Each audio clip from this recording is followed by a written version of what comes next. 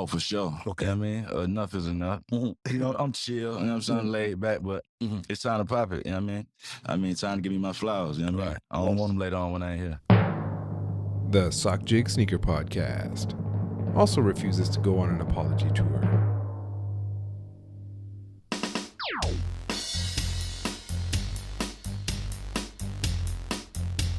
Welcome to episode 43 of the Sockjig Sneaker Podcast. I'm your host, Sockjig. You can follow me on Twitter at Sockjig and on Instagram as well.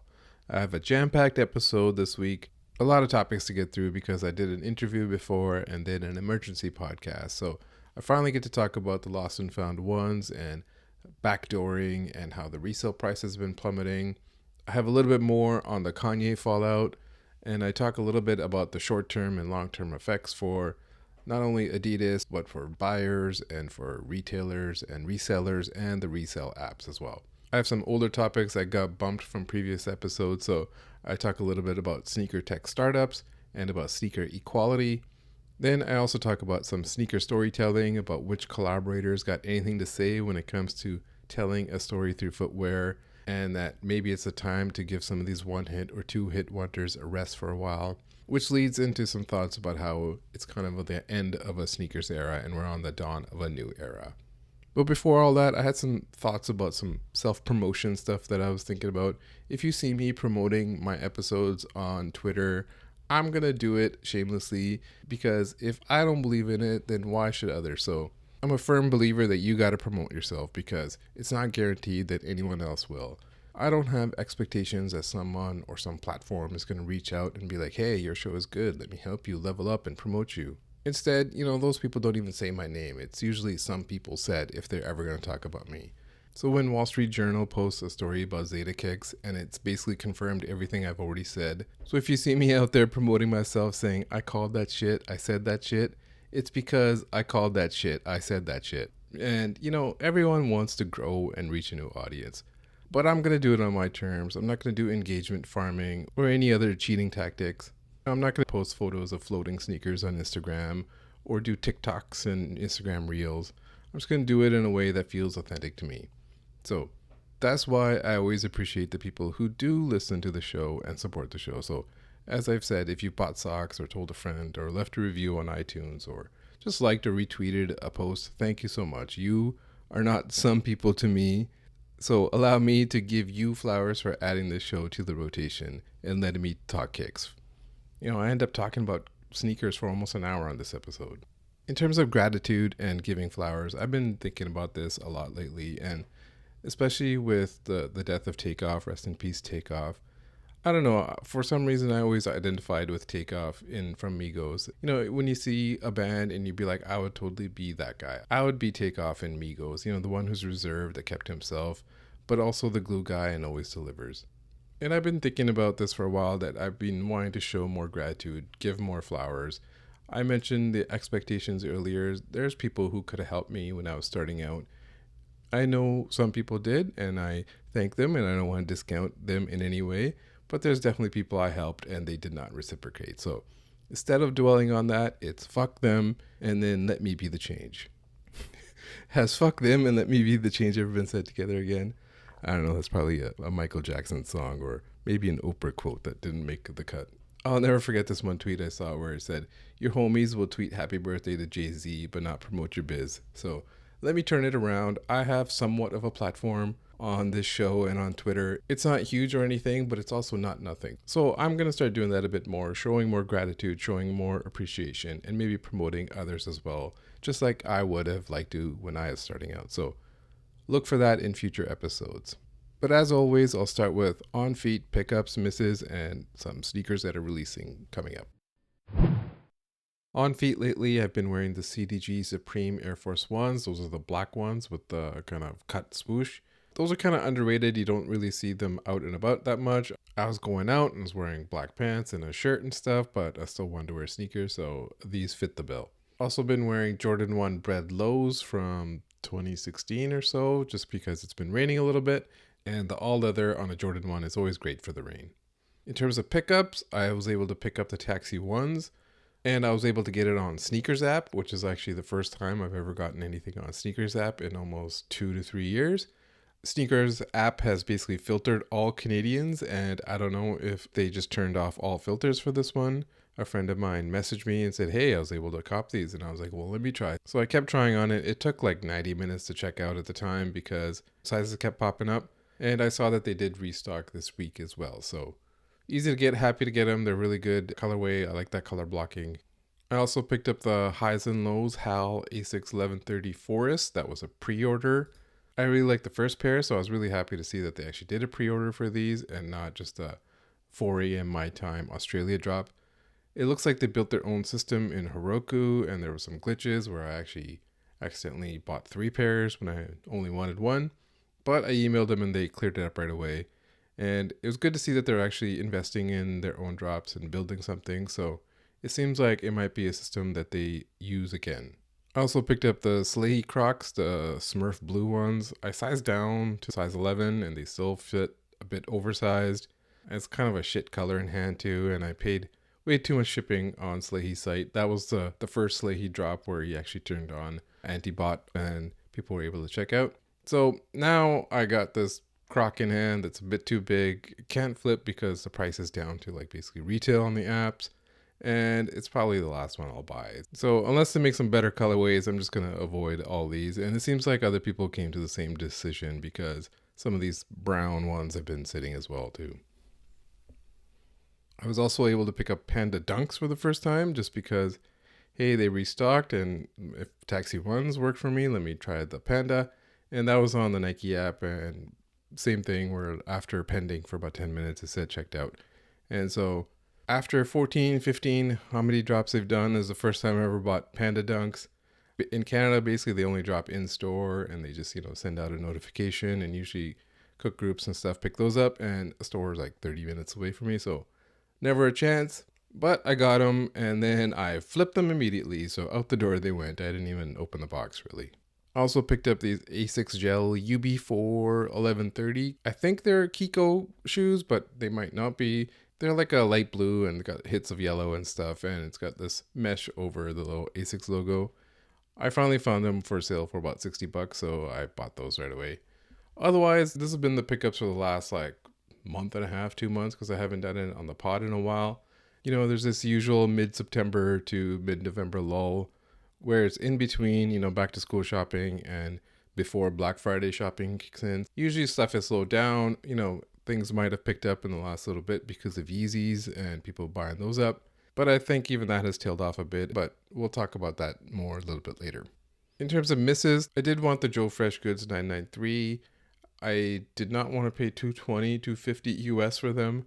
I wanted the green pair, and it seemed like that pair did not hit all retail shops, only some. And they seemed like it was an easy cop on Instagram, but Instagram is US only, and they don't even have the store feature for Canadians, so I did not even have access to those. I also missed out on the Huff Dunk raffle. I think I entered it, but I never got a confirmation or anything like that. So I'm assuming they come out at skate shops and possibly sneakers again, but you know how that goes. But it's probably one of the first SBs this entire year that I've actually wanted. Then the other miss was the Jordan 4 Navy. Anything that looks like the OG cement I wanted, and I missed out on those. I just really tried on the sneakers app, tried my luck again, and got that old familiar sting of the L again. And it was actually the first time I had to tweet out a Mr. Brightside. I haven't done those in a while. That also kind of summarizes this release lull that there's been. Hasn't been something that people have really wanted and a lot of people missed, but that's coming with the Lost and Founds coming up. I know these Trophy Room 7s are coming out soon, and allegedly there's only 20,000 of them. Obviously the big question is, are they going to be backdoored like last time? I have not seen that much backdoor activity from the people I know who are in the know about this kind of stuff. Usually by now there's resellers with already in hand pictures and stuff like that, but seeing as how the release is very soon, there hasn't been any of that. I think English Soul posted that he's got pairs coming available soon for $480, and that early price usually tells me that it's probably going to be a $350 shoe depending on the size. There's that commercial that came out, and I thought the commercial was pretty good. Right when he walks out of the Ferrari, I thought, hey, those look like Carmines, and they did look a little bit out of place. And then when the little girl comes up, I was like, oh, she's going to say something racist. So obviously she did it because it's a commercial. And the match scene was pretty cool as well. But overall, I thought the commercial was pretty good. And about as much as you can expect from sneaker commercials these days. And I will get into sneaker marketing and advertising a little bit later. I know there's supposed to be an online drop very soon, and I don't know what that means. It's just going to be go on the site, or he's just going to announce an email raffle. Last time he used like a basic version of a mailing list, MailChimp, which crashed at the time, and it was a big disaster. So the question is it going to be a big disaster again this time? And I'm totally guessing that it will be a big disaster again, because I'm not sure if he's ponied up the money to pay for Shopify Plus, which gives you the whole bot protection, domain switch stuff. Maybe Nike did, maybe Marcus did, but I'm not buying it. Say he's got 20,000 of these shoes, and say none have been backdoored. I know, impossible to imagine. And say it's just split half for online and half for in-store raffle. That's 10,000 sneakers available online. If the number was 10,000, even if without bot protection, most regular people, most Twitter people who are used to these kind of drops will most likely be able to hit, because I don't think bots are going to go crazy for these, because they're not guaranteed resale shoes. I was joking that if they do resell, even if they resell for a $20 profit, that sneakerheads will then start beginning to forgive Marcus, because it's almost like a rebate program for the last fuck up. But if it is a disaster, and if you do miss and bots do clean it up and they all sell for $400 or whatever, then it's more, fuck that guy. And to be honest, it's fun shitting on Marcus. So win-win either way. Sneaker Guy of the Week. Sneaker guy of a few weeks ago is I'm going to double up on Lost and Found's ones guy. Hey, all these Instagram posts that it's the most stock ever, 500K, basically that's like $1 million if my math is right. My grandma, my grandpa, my great grandma, they're all going to get pairs. Maybe they'll hit the outlets. I've been waiting forever for Chicago ones, and it's going to be my retirement sneaker. You heard it here first. Sneaker guy of the week is going to retire once he gets these Chicago ones. I already bought the little sneaker container thing from Costco, and after that botch drop in 2015, I can't see Sneakers app ever botching a drop again. This time it's going to be completely different. I mean, nothing can possibly go wrong. Nike cares now. They have this new anti-reseller policy. They're actually trying. And even the sneaker itself, did you see the little receipt on there and the little sales sticker on the side? It's like Nike is finally honoring these mom and pop shops that they slaughtered and threw out of business. I mean, come on, this smelled a little musty in there. But all that's important is that there's so many out there that I might just triple up. It's all supply and command. This has been Sneaker Guy of the Week. Okay, that was Sneaker Guy of the Week from a few weeks ago. This one has been on hold for a little while, so let me do another bonus one. This is the current Sneaker Guy of the Week. Sneaker Guy of the Week. The Sneaker Guy of the Week is the guy who's going through 5 stages of grief with these lost and found ones. You see this shit with the resellers backdooring everything? Nike, please do something. Use your new policies. Let me tag Brenda Dunn. I'm sure he'll get to the bottom of this. Ah, fuck, he ignored me again. Let me tag JM Wind. Come back and save us all, JM Wind. You damn resellers have ruined it all. You maniacs. You blew it up. Damn you. Damn you all to hell. Look, man, I just need one pair. What do you resellers want from me? All you're going to spend your money on is that sea salt spray shit and some Essentials hoodie. I just need one pair. But it's not really an OG high. It's just a reimagined. And what can you really do but backdooring? These stores need the money. And then if you look at the resale price, it's going down. Maybe it'll hit, $275. So if you've been going through denial, anger, bargaining, depression, and acceptance when it comes to the lost and found Chicago ones, then you 5 stages of grief guy are the Sneaker Guy of the Week. This has been Sneaker Guy of the Week. And that's basically how it went. The sentiment went from I'm going to double up easily to these fucking backdoor reseller assholes to, hey, the price is so low now that I'll just pay for it. Early on it was just like fantasy world where I bought a lotto ticket and I'm just going to think about all I'm going to buy with my winnings. But all along, I don't buy it. I didn't buy it then. I don't buy it now. I expect the fuckery to come. I expect a shitstorm. We're in the eye of a shitacane here, people. These lost and founds one are a low shit system. Rest in peace, Leahy from Trailer Park Boys. Anyways, all this backdoor stuff, you saw the photos that went viral and stuff. I thought it was hilarious when like the people at Ballsack Sneakers were like, oh, people are just posting this shit for engagement. At the same time, they're posting Twitter threads with the PO numbers on the side of the boxes. It was zoomed in and it didn't even blur them out. It's just a full-on Fed post. But the thing about those boxes, of course, people should be removing the label, but people get lazy because those boxes actually fit those sneakers, those size sneakers perfectly. You can get whatever 6 or so in a box. You're not going to just change the box and put it into some awkward fitting box. So people get lazy. And as I said on Twitter, that was New York City. New York is going to New York. It's always going to be the same. It's a city of hustlers. That's never changing. You could have a security escort at all times with those shoes. It wouldn't change anything. You'd see the same photo. And the thing about those photos, I don't instantly believe them. It's so easy to spread misinformation or incomplete stuff. I've seen the screenshots and stuff like that being posted. One from Concept Store, allegedly. You can weaponize these photos so easily if you wanted to. I can message some people I know who do have access to these sneakers and just say, hey, send me a photo of a stack of these lost and found ones. Then I can just set up a fake iPhone message with a friend and say, hey, I got these from Trophy Room or Soulfly or whoever. Post it online and it'll just spread quickly. Because it's easy likes, it'll get the people going. It is engagement farming. People will get mad because they want to be mad about it. It doesn't really matter that I could have staged the whole thing. It works because people want to see evidence of that. They want to see, can you believe this shit? I can't stand these damn resellers and what they're doing. Anyways, I don't do that kind of stuff. I talked about the fuckery that's going to come and about the misinformation. Overall, I don't let a shoe bring me down. I remember being really down about missing a Yeezy 750, the gray gum version. It really ruined my weekend. And who cares about that sneaker now? That's why I could just point at the sign that says the game is the game. In terms about the actual sneaker itself, and I see a lot of predictions about the price and stuff. I had said in an old tweet back in March that these sneakers would be up to $1,000. And that's because the Chicago has always been fiercely protected. At the time, no one knew that it was going to be a reimagined version in big numbers. And I still don't buy that there's big numbers. Supposedly 500K, I wouldn't be surprised if it's half of that, which is still a lot for a Jordan 1 if some drops are say 80K or 100K. So if really is half of 500K at 250K, that still is a lot. The other thing I've seen a lot is people saying, hey, I feel so bad for the people who paid $1,000 for these sneakers when they're now going for, say, $400. You know who doesn't feel bad? The people who pay $1,000 for sneakers. Those people do not give a shit. They're happy to pay the $1,000. They're happy to have it early.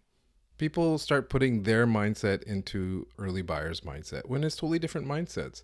You see this all the time with consignment stores. Hey, I can't believe these assholes are selling Panda Dunks for $300. You can get it on StockX for $160. Or just wait 3 weeks for a Nike app restock. The thing is, that buyer who's walking into that consignment store gives no shit about that. He just wants to pay the price for the sneaker in hand right away. Just like the lost and found one buyer who spent $1,000 gives no shit about the price. Really, those people are who keep the sneaker economy going. So salute to you, early buyers that pay the high. And as we've seen, the price has been going down. Early on, you can tell what people probably paid for the backdoor price at what they're selling it for. If they're selling it for $550 at the time, they probably paid $450. And it fluctuates. Now the price is down. People are selling for $400, which means maybe they got it for $300 or less. The other thing about the current market prices is people will post selective screenshots that, a size 7.5 is $320 now. But 7.5 is not a good indicator of where the actual shoe is. In past years, maybe 7.5 was usually the highest one, but these days it's size 12, size 13. So I usually use size 9.5 and size 12 as the best indicators of where the sneaker price is.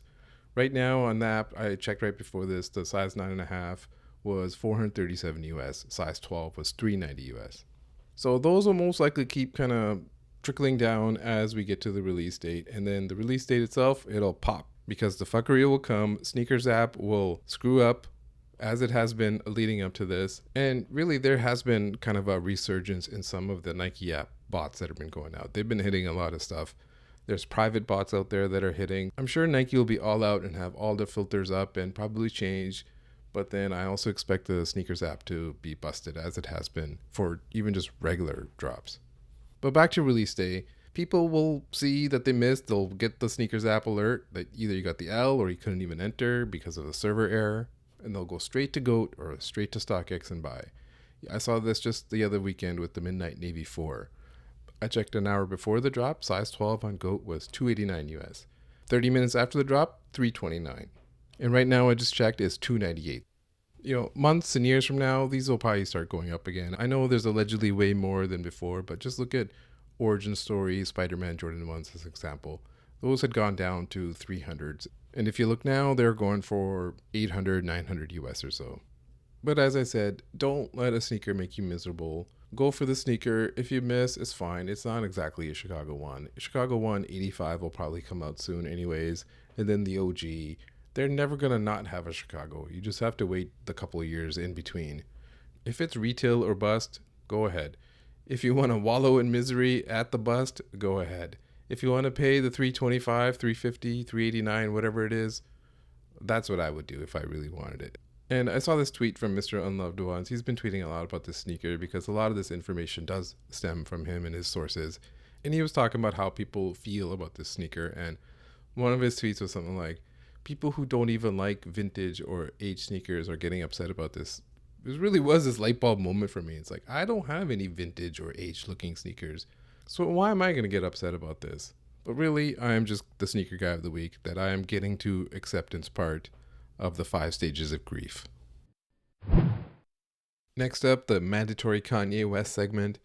In terms of sneakers, I have some thoughts about the short-term versus long-term effects for everyone involved in sneakers. That's coming up. But first, I had some thoughts about the Lex Fridman podcast that I actually listened to. This is one of the few times where it's not sneaker talk, so feel free to skip ahead if it's not your thing. I don't get into a lot of the politics and stuff like that. I took a couple long walks and I listened to the whole thing, so I had a couple thoughts on it.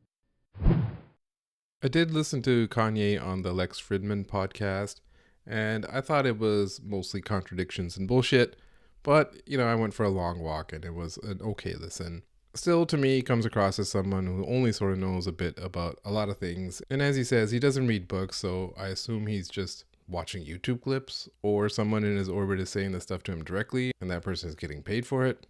I don't know. A few good points that I remembered from the podcast. There's a part where he said we should all switch to the metric system. As a Canadian, I agree. And another part he said he really likes the Dire Straits Money for Nothing video, that it's an iconic video. I will agree with that. That was the first music video I remember. And another time he said, I could give an Andy Kaufman type answer. And anytime someone mentions Andy Kaufman, it kind of goes with the theory that everything is pro wrestling. And Andy Kaufman is famous for being in character and putting on a work, something that is staged, but he doesn't break character, and just like in pro wrestling. And so when Kanye said I could give an Andy Kaufman answer, what he was saying was I could kind of fake this and perform right now, but I'm not going to. Anyways, the rest of the podcast, there was a lot of the utopia talk. We want to live in a world of harmony and biodomes created by Kanye and stuff like that. It's going on and on about engineering, and you don't need to know history. It's always kind of scary when someone says you don't need to know history. We just need engineering. Engineering is going to solve the world, solve all the world's problems. One thing about engineering, most engineering jobs are bullshit.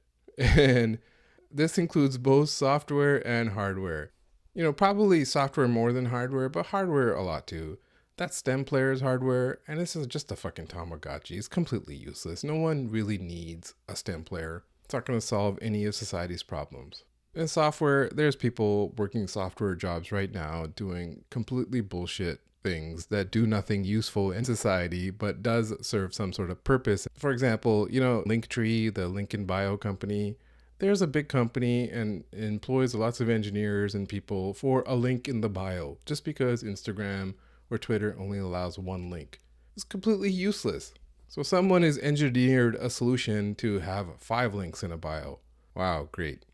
But as I said in previous podcasts, those companies exist because people need them, they serve society, and they have a purpose, but they're still bullshit. But back to Kanye stuff, the host Lex, he did press him on a lot of the anti-Semitic stuff. And, Kanye just goes into his whataboutisms. What about the media, the whole media dog whistle stuff? And when bringing up the Holocaust, Kanye does the what about abortions? He just sounds like a rich Christian Republican, which is fine if that's who you are. Just fully embrace it. That's what Fox News is for. Fulfill your destiny and go all the way with it. I thought the interviewer, Lex, came across much better than Kanye did and did push back on a lot of the anti-Jewish stuff, but only the anti-Jewish stuff and not much else really. The other thing I disagreed with the interviewer was he called Kanye one of the most important fashion designers in the world. I don't know about that. Sneakers maybe, but in fashion, clothing, I don't think so. Probably more of a footnote. The other thing I found interesting was when he's talking about Demna and that he still seems to be friends with Demna. New York Times basically called him his work wife. And Kanye did said he would work with him again because it's not Demna that cut ties with Kanye, it was Balenciaga. So most of these fashion houses have a different top name designer every 4 or 5 years anyways. So he said he would work with Demna again on Yeezy, and I could totally see that. I could totally see them releasing hoodies and t-shirts again in the future. The trend with rich people in the past was you get rich and then you get to the point where you have so much money you just want to start giving it all away, like Bill Gates or Warren Buffett and others. And now they're doing the opposite. They're like, I'm going to keep this and I'm going to now buy tech companies and media companies, while at the same time, blowing the media dog whistle that the media is to blame. Anyways, check it out if you want to listen. I was featured in 2 articles recently about what's going to happen with Yeezys and Resell. So it is me, media man, Sockjig. The first one was for Glossy Co. and they were really nice. They said I was the host of the popular Sockjig sneaker podcast. And they even included one of my Panda Express jokes in there. And in that quote, I had said basically that in terms of resale, there might be a slight bump as people buy the Yeezys that they always wanted, and then it might be short-lived. And this is all on Instagram DMs, and the interviewer did ask me, do you think the culture has turned on Kanye for good? And I answered it straight as he had asked it. I don't think the culture has turned on Kanye for good. So that's how the quote was put in the article. So some guy on Twitter got mad at me for saying, what do you mean by the culture? And I was like, hey, I was just asked a question and I answered it.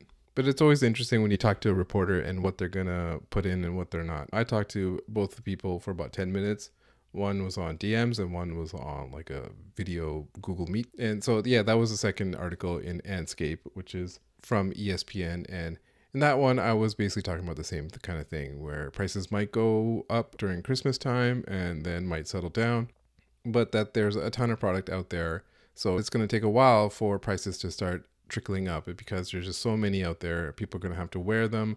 When someone on dead stocks a sneaker, it's removed from the market and there's one less available. So that's what we talked about. We talked about lots of things. I talked mostly about what it's like short-term versus long-term. So that didn't make the cut in the article. That's fine. I could save it for this podcast. So that's what this whole segment is about in terms of what's going to happen in the short-term and long-term for Adidas, for Resell, for Kanye himself, for these StockX marketplace apps, boutiques, and buyers.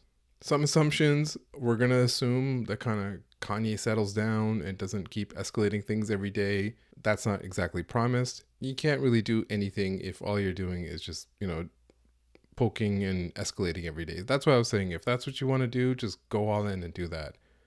Go on Fox News, go on, Newsmax, OAN or whatever, and leave all this sneaker fashion shit behind. The other assumption is that fans will start to slowly embrace him again if he does do that. But of course, others are going to write him off forever. In terms of Adidas, they killed the deal not for what Kanye did say, but what else he could say in the future. He said some anti-Semitic stuff and that was enough, but what about everything else he's going to say in the future? That probably heavily swayed their decision as well. The other thing I wanted to talk about was that in a quote to Footwear News from a PR person, they were asked if there's going to be any layoffs, and Adidas said there's not going to be any. We need all those people. And honestly, I don't buy it. I don't buy a single thing, especially a PR person is saying. That's what they're supposed to do. They're supposed to spin PR. They didn't say we're not going to lay off people. They just said we need people and their skills, which you do even when you lay off people. In terms of long term, of course, the goal would be to release the models that they have, these Yeezys, under a new name. And Adidas didn't announce that they're doing this. They just said they own the names. It was actually a Wall Street analyst said that they expect this. So, people take that and say Adidas is going to bring them back. And that is not true right now. And maybe we'll learn more when they do their quarterly earnings on November 9th. But right now, they just said we own the names. In terms of actually doing that long term, seems to me it'd be easy enough to alter. You just need new boxes, a new insole. Maybe there's a Yeezy written on the bottom of the outsole. It doesn't seem like they'd have to drastically change the shoe. The one shoes, the 350s that say supply on the stripe, you could just remove that altogether because they already did that in some of the 350s. If they did release again, maybe they'd be cheaper because maybe they don't have to do that collab markup where you're paying $15, $20 for licensing of Yeezy. But with the way inflation is going, it might be the same price. The big question, of course, would everyone who loves Kanye buy these non-Kanye version of the shoe? Maybe, maybe not. I don't know. Would the mom at the mall who's wearing 350s want the, non-Yeezy version of the shoe? I don't know. Maybe that mom bought it because the kids thought the shoe was cool. Maybe she bought it because her kids convinced her that they're comfortable. What do moms at the mall wearing 350s want? Do they want comfort or do they want cool or both? It's more than moms at the mall and Kanye stans wearing 350s. There's a whole bunch of people wearing 350s and they might all think different things. So it's just too hard to tell right now where that would go and what is cool at the time. And I will talk about eras and stuff a little bit later. But of course, right now, they got to wait till this anti-Kanye sentiment kind of dies off a bit and people start missing him again. But people can't exactly miss him if he's still out there escalating every single day. In the short term, I would love to see some releases released, like the 1050 boot, but I don't see it happening. But as I talked in the last podcast, their real long-term goal is they got to rebuild their hype program with some actual results. In terms of resale, as I said in those two quoted media pieces, short-term prices going up, possibly sustained by Christmas, but it seems like there's sign that they're already kind of settling down and that the bubble is popping. And we saw this with both the Nike Off-White prices and Kobe prices where they popped a bit and then settled back down. But as I kind of mentioned in the beginning, long-term resale prices of Yeezys could start slowly climbing, especially the really good ones like Wave Runner, Zebra, Bone White 350, Beluga, Bread, those ones. Because those are the ones people wear, there's less available on the market, then the price goes up. But there's a ton of those out there. They did restock after restock of the Wave Runners, Zebra, maybe not the white 350, but Beluga came back with a reflective version, Bread came back. So all those have to be, bought and worn and taken off the market. And by that point, that's when Adidas could strike with their no-name version of Yeezys coming back. If it takes a year and a half, 2 years for Yeezys to start going up, that is probably enough time where sentiment has died down about Kanye, assuming the assumptions that I made in the beginning, and then they can bring him back at that time. And that also kind of gives them enough time to rework those shoes and give them a new name. In terms of apps like StockX and GOAT, as we saw with those apps, they really didn't say anything. I've talked about this a little bit in the past where you can't exactly ask a marketplace to have a conscience. After Kobe's death, some made some gestures and donated some money for a short period of time, but didn't exactly pull product. I'll get to this a little bit later as well too, but we can't exactly ask retailers to have explicit plans in place for who can buy women's shoes or these historically black college dunks or charity shoes like the Dornbeckers. So the same thing applies to these marketplaces. If they arbitrarily enforce the rules for one of them, then they got to do it across the board, and a marketplace doesn't want to do that. They just want to skim their fees off every single sale as much as possible. Short term for them, they saw their bump here where the prices did go up. Long term, as I said, there's a ton of dead stock Yeezys out there. It's going to take a while to get through those. But once they're gone, what's going to be there to replace it? And that leads to the same problem that boutiques and retailers are going to have. For them, the short-term problem is how to get rid of the inventory that they have that's already sitting in the store that you can no longer sell that might be a pain to ship back to Adidas. And there's an article by the fine people at Ballsack Sneakers about quoting some retailers and boutiques about, they're stuck with this inventory, it's costing me money. Those guys can backdoor it. And if they don't know how to backdoor it, they're not doing their job right. So they're just out there lying. But long term, there definitely is a problem. It's the same problem that the marketplace apps like StockX or GOAT are going to have, in that there's nothing else to replace the money made from Yeezys. These are high-priced items that sell through at high frequency. There's a ton made. Sometimes there would be 2 or 3 Yeezy releases a month, and you'd get hundreds of them if you were a small boutique. Sure, Adidas might start making them again, but nothing anytime soon, apparently. And there's no guarantee that they will sell at the same rate that the Yeezys did. The same thing with Kanye, really. If he does release independent shoes, they're not coming anytime soon, not for years. And if they do come, most likely they'll be direct to consumer. online or in pop-up stores that he's always wanted. I had this bit about StockX and the coupon mishap and stuff that they had, but a lot of that is kind of dated, so I updated it a bit here. And I wanted to talk about how it's going to be a tough time for these sneaker startups. And I'm talking about startup companies like StockX, GOAT, and even smaller ones like TradeBlock. Basically, they're all looking for investment. They're all looking to get to that next level. The goal is always rounds of investment till you get to this IPO and go public and all that stuff. But I'm not sure if that is possible right now in the current economy with inflation the way it is. Because overall, tech stocks are down. So if the big tech stocks are down, StockX is not going to start going public at the same time. And I'm kind of bunching them in because really these companies are tech startups and sneakers is just the space that they're in. So if you're a small company, keep going, run lean, keep trying to grow, keep trying to get investments by showing off the growth. If you're these medium to larger tech companies, like StockX especially, they've paused expansion and there's been rounds of layoffs. But because, as I said, to get investment, you have to show growth. You have to show monthly active users, daily active users, sales charts, everything. That all has to be going in an upward direction for big investors to want to invest in you and see that they can make the return on their money. So with that said, it still is possible for these tech startups to get investments if you have that growth. Look at TradeBlock. They were able to get some funding very recently because they have a lot of growth. There's a lot of people going to TradeBlock. I know TradeBlock may have some of their issues and they're working on that. And I've heard that TradeBlock has laid off people. There was that Reddit thread as well too of someone who had recently been laid off. And that's kind of the contradiction that gets in play, that to have growth, to show growth, to build features, you need employees, but when you got to get lean, you got to lay off people. And honestly, the investors probably say, hey, lay off a bunch of people and then we'll invest in you because all of a sudden your expenses have gone down. I can totally see other sources of investments coming in, like foreign investments. Maybe Saudi Arabia wants in. Maybe the prince's son is really into Off-White Louis Vuitton Air Force Ones and wants to buy into this tech startup sneaker company.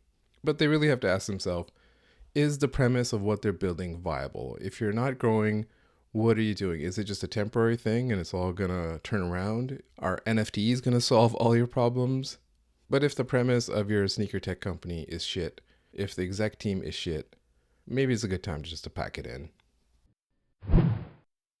Another older topic I had for a few weeks now that I'll get out here is one about sneaker equality and about fairness. And I guess it ends up being about entitlement as well too. And I'm talking about, access to women's shoes, access to these historically black college or university dunks that came out, even like these Dornbecker charity shoes that are coming up. And kind of the topic that comes up very often is these shoes should go to the people that they're made for and others should abstain. And just a disclaimer, the Sockjig Sneaker Podcast, me, Sockjig, respects women, respects people, respects who they're for. I'm going to talk about this topic logically, just like I do any topic. I'm not going to get into, well, what about men's rights? That kind of bullshit. A recent example were the Around the Way Girls Jordan 1s, also known as the Denim 1s. And that was the very first part of that story where the name has been stripped, all the inspiration has been stripped. And that could be because LL Cool J owns the name of the song and it's legal, or it's budget, or it's supply chain delays. It could be one or the other or all three. The thing about that shoe is it doesn't resell. It was sitting in Canada for the longest time. It might still be sitting. It was sold out in the US, but it kind of sat a little bit and then it sold out. But it's restocking all the time. I saw it restock this past week as well too. And the thing about these sneakers sitting in Europe and Canada and stuff, I'm assuming Nike's going to change that up in, the next year and a half or so. They're just going to give less stock to those countries and move it more into the North American market where it does move.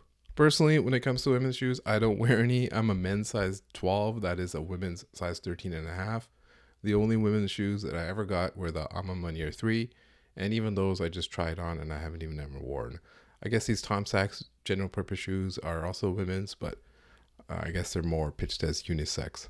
There are some threads and Twitter spaces started by women about how, these shoes are an homage to black women. Why are men wearing it? Why are customizers buying them and putting out awful dyed photos of them? And I understand the frustration. And even on a shoe that is basically, say, a brick and doesn't flip for much compared to, say, the satin Jordan 1s. To me, the answer is simple. It's just people who really like them bought them. The enthusiasts bought them, or these customizers who are trying to promote their Instagram or their customizing business. And that's the big issue, is how can you ask people to not like something that they should abstain because they're not for you, leave them alone. You can ask, but if they really like it, they're just going to ignore it. And really, they're going to question, why are you even asking? I'm not sure there is a fix for this, or if there ever will be a fix. It's just too hard to police behavior across the board. Policing behavior is a miserable experience, and anyone who tries it is just going to end up miserable themselves. But if you want to change consumer behavior, there's two ways. There's brands doing it with marketing, or there's like grassroots campaigns. In terms of marketing, I'll cover this in the next topic as well, but it touches on this, and that the brands have realized that telling the story isn't always necessary. Here's a shoe, you like a shoe, buy a shoe, money please, thank you, transaction complete. That's it. That's kind of the end of it. If they know a shoe is going to sell out and they don't have the budget for it, or they don't have the legal requirements or whatever, they're probably like, why bother? So when there's Twitter threads and spaces, we're basically asking the brands, can you budget for this? Can you budget for campaigns? Can you market to us, please? And they're basically saying, can't do it. And the same for retailers. You can't ask every retailer to have an event or a special promo or photo shoot for every single shoe. It's just not going to happen. Some obviously do special events and stuff for the shoe. I don't know where the budget comes from, if brands actually participate in that. I know for like Froskate and Skate Like a Girl dunks, they had events and things like that. Even these historically black college dunks, I know a lot of them were available in the city those universities are, and only a few made it onto Sneakers app itself. But for a retailer, a sale is a sale. As I said, marketing is not always required. The shoe is going to sell. And that's why I say story is not always required, because the shoe is going to sell. And we just can't ask every retailer to come up with rules and events for every single drop. Make this a women's only drop, make this a charity drop, make this a historically black college student ID required drop. And they try. Sometimes for hype ones, there'll be a raffle, it's easy. For semi-hype, like Around the Way girls, it's probably just first come, first serve. For bricks, are there rules for bricks? Like these women's Jordan 12, they're like royal and white. Should men abstain from buying those? Because no one else is buying them. They're sitting on the shelves for weeks. So that's what I mean. It's hard to establish rules on only semi-hype or hype shoes and ignore everything else. And as I said, if you're going to try to institute some sort of rule that a man should wait until some random day or time before buying a women's shoe, or determine that it's a brick before buying a woman's shoe, it's just not going to work. It won't be easy to do. No one really wants to do it. It's going to be a miserable experience, especially in a free market. So, like I said, the people have the power. They can ask the brands, they can ask the retailers, but they can start their own campaigns. But how are you going to ask people to not like something? Boycotts, make fun of those people who do buy those women's shoes. Most of the time, it's going to be short-lived. If there was an easy way to stop people from liking things so they no longer want to buy it, it would have been weaponized by companies a long time ago. They would have been weaponizing it to make you dislike competitor products. So there's just no easy way to do any of this. So in terms of solutions, let me mansplain some solutions. You can ask the brands what you want. You can put it on them. Like I said, instead of silence brand, it's please market to us brand. We want marketing. But really the brands, they have to look beyond the numbers. And what I mean is, if they say women don't buy Jordans or something like that, in a way it becomes like a self-fulfilling prophecy. If women don't buy sneakers, then you don't do anything about it, then they're not going to buy sneakers. But if you create the market, if you nurture it and you make a connection with women, all of a sudden you've created a market and you can make money from it. How do you make that connection? You tell a story. That's as old as time. But as we said, they're realizing for a lot of hype shoes, we don't even need a story. Some of the other solutions have been covered and talked about. We need just more women in all aspects of the industry, in retail stores, in the brands. And I was talking with Sneaker Fetish on Twitter, and he had suggested that we need women botters. And I said, botting is a trap. If people think it's just a box and you press a button and it solves everything, it's not going to solve anything. I'm not sure a cook group called White Knight Notify is the solution here. We here at White Knight Notify run SOTs for bricks for women out of the goodness of our heart. Some dude will be DMing you, asking you for your credit card information and your phone number. Not sure how well that's going to go. This is not a scene. This is a goddamn arms race, as Fall Out Boy once said. Sure, if you know someone who runs bots, they can help a few people who are friends, but that's not the answer for equality. That's just, like I said, an arms race. Even asking for help, asking people to help you out is a good idea, but only if someone you trust. If you ask 3 people and it's a brick shoe and they all enter for you and win, you gotta now buy 3 shoes from these people, or you gotta tell them to return it. It's just a big hassle. For those around the way girl Jordan 1s, like I said, they were sitting in Canada, but after currency conversion, taxes, and reshipping, it'd be cheaper for people in the US just to buy it on StockX. Ultimately, that is one of the best solutions for this. If it's a brick, if it's under retail, because some of these sneakers really were under retail, just buy it on the app. It's stress-free. You don't have to talk to anyone. It's honestly not that much more. If a shoe on Nike is $170, after taxes, it might be $185, $190. And the same sneaker is $180 on StockX. After fees, it might be like $205. $20, $30, I think that's a cheap price to pay for a sneaker you really want, instead of trying to establish rules on who can and who can't buy that shoe.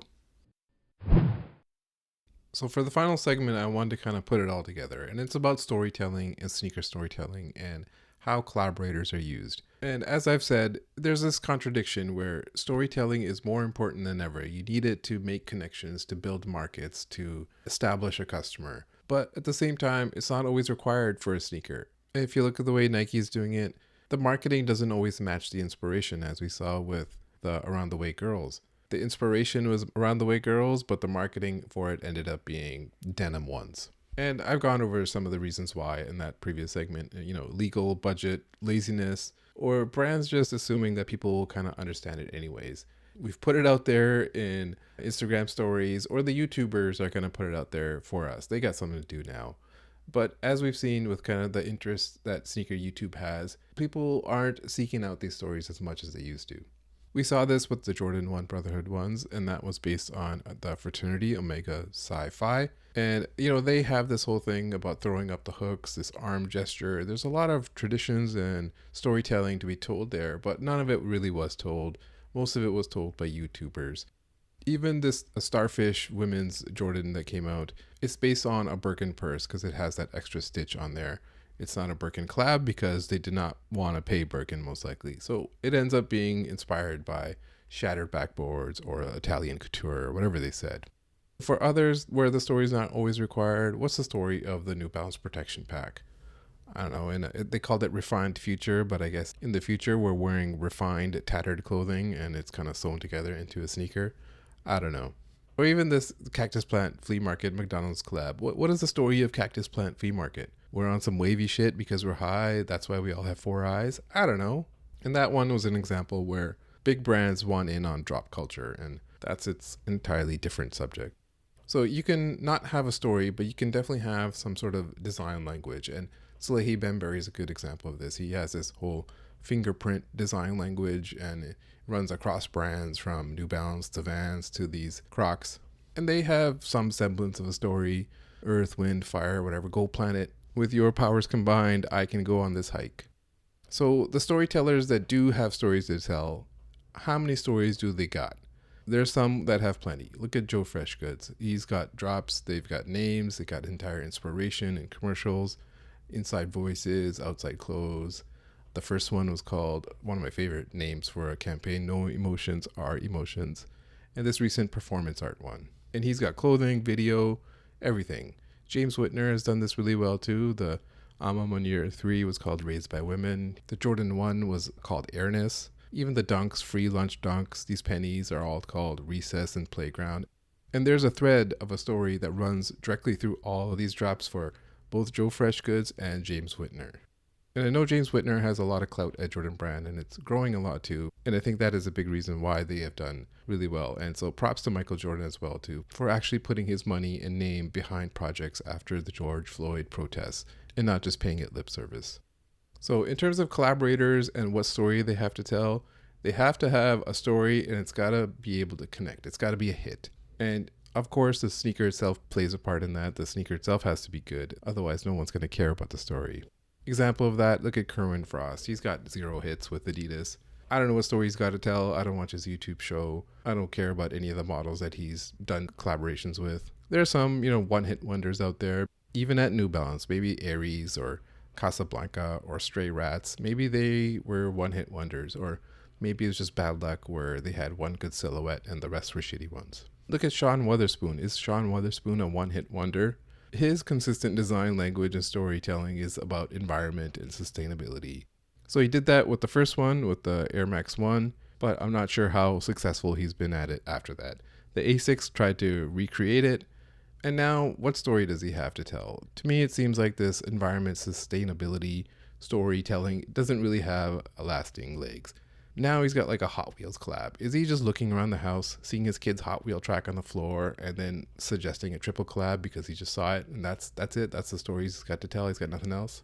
But when you look across the board at sneaker collaborators, most of them only really do have a couple hits. And so I don't want to discount their achievements. It's hard to have one hit, let alone two. It's hard to have a collab, let alone multiple collabs. So I was going to name a few and kind of go through them and ask, do they have a design language, or do they have a story to tell, or do they have anything else to tell?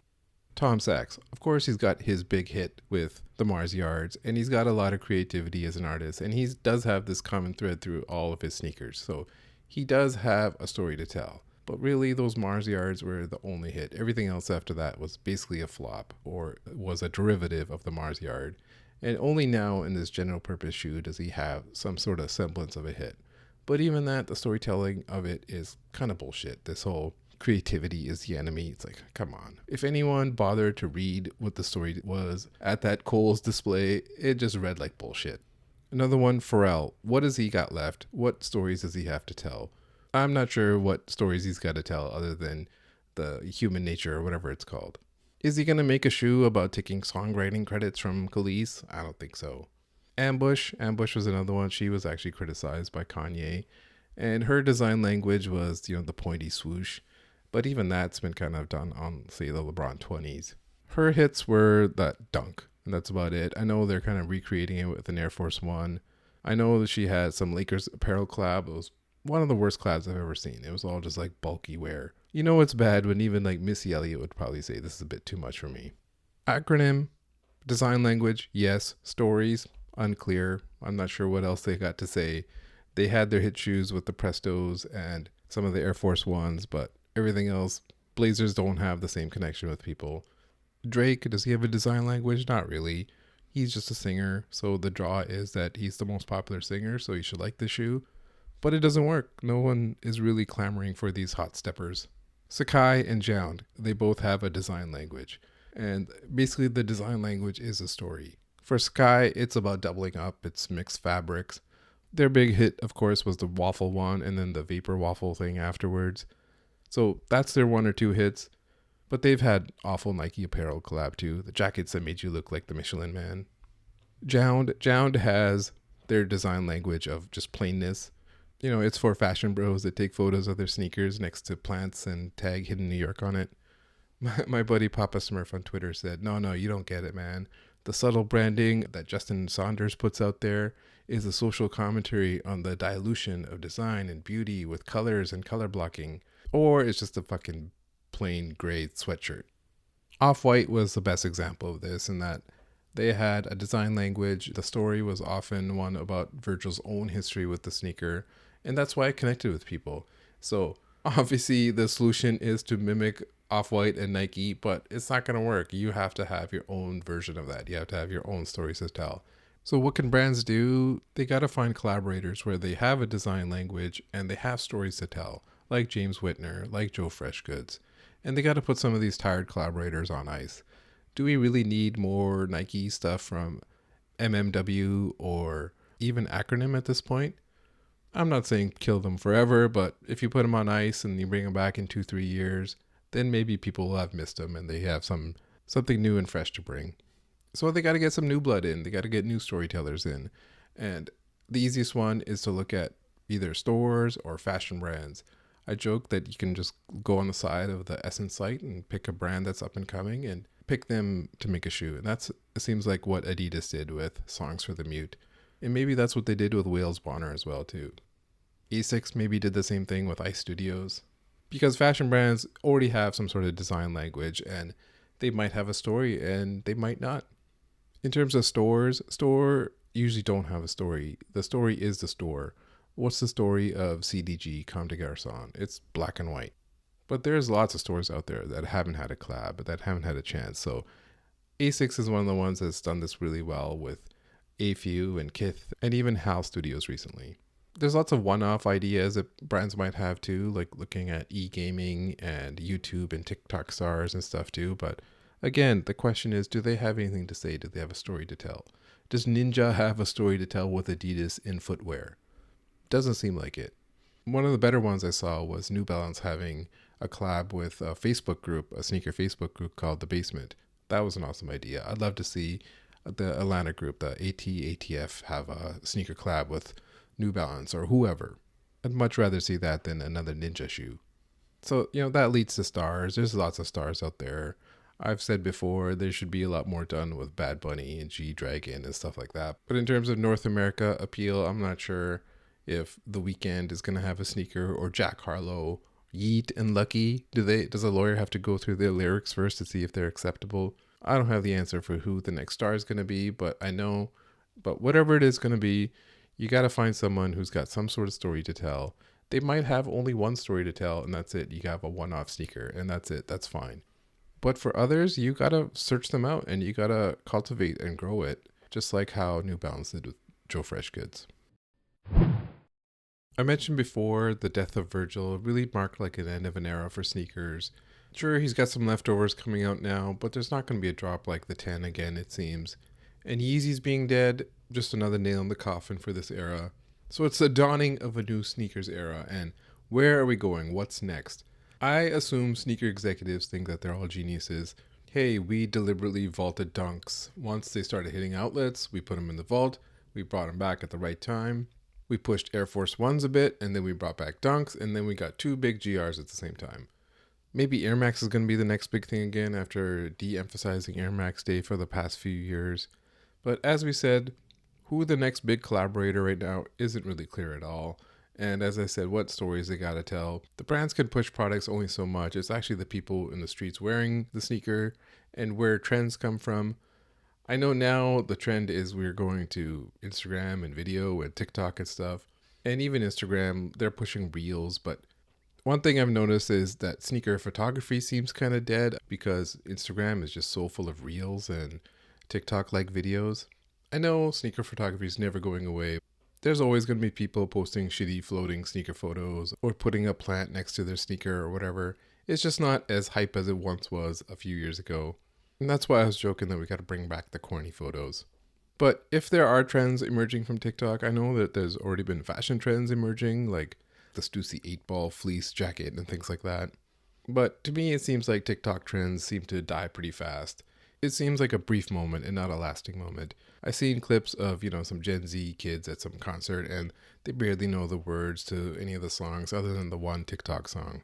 But, screw trends. Let's just think about what's next. We're starting a new era, and honestly, it's a good thing. Sneakers, to me, is always about what's new and what's next.